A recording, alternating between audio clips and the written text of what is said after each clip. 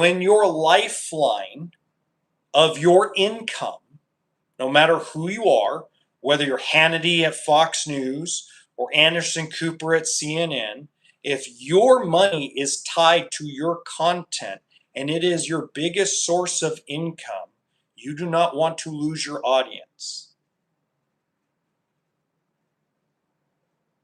If Hannity came online at Fox News and told everybody that he was going to vote for Gavin Newsom for President of the United States of America on his show, he would lose 75% of his audience within a 5-day period, which crashes his income.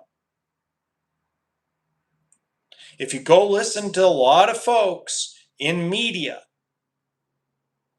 nowadays, not 10, 15 years ago, not even 20 years ago, we'll say this is something that's been more recent and more common the last 6 or 7 years since the invention of social media ad revenue being so rampant.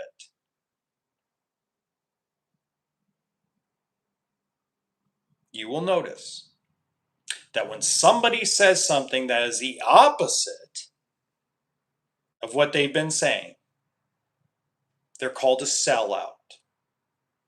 They're called a bunch of names. I know I've been a part of this.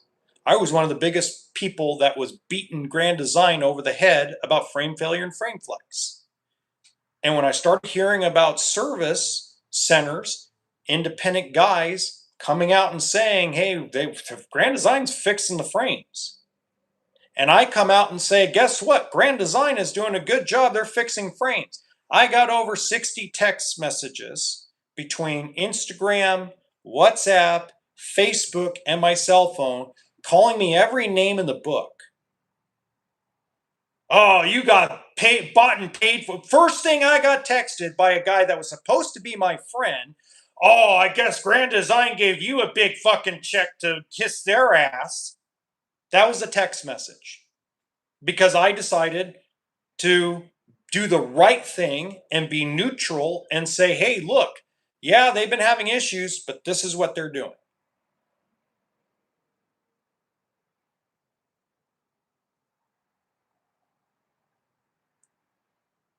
So that's the problem with YouTube and Facebook and TikTok is the money. When you get to a certain point, you don't want to lose your audience. So if for 3 years you built a $30,000 or $40,000 a month income bashing the RV industry, you're not going to stop. Because your bank account is tied to you being completely negative about the industry.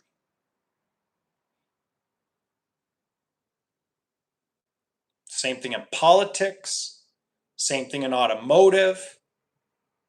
It is all tied to money.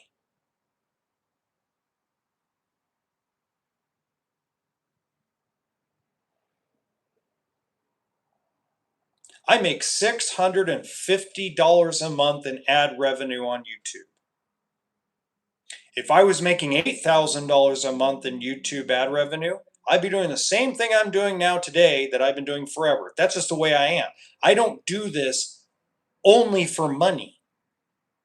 I do this because I'm sick and tired of hearing corporate RV dealership YouTubers blow smoke up people's butts that nothing's ever wrong and nothing ever goes wrong. Tired of hearing that. And I'm sick and tired of hearing that everything ever built's a pile of crap. Because both sides are wrong. Sorry. Both sides are completely wrong when it comes to RV quality. Your corporate RV dealership YouTuber that's making 18, 20, 25 grand a month blowing smoke up people's rear ends, they're not right. And the person that has 1,000 videos of negative, negative, negative, negative, negative, negative. Everything's a pile of crap. I'm going to interview every angry person on God's green earth, whether it's an owner that had major problems that we have no context about, or interview some employee that got fired for sexual harassment, or pretend like they have an insider inside the factory, even though that insider delivers water to the factory. That's as much as they do. Or they're a UPS driver that happens to drive in the factory every once in a while. It is absolutely a sham the way ad revenue has corrupted everything.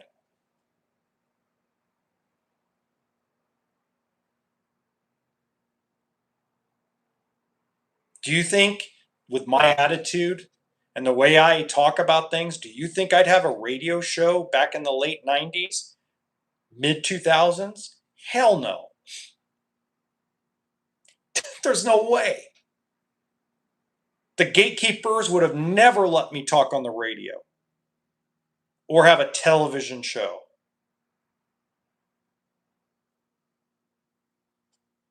The only reason why I'm able to talk is because I have a cell phone and an internet connection.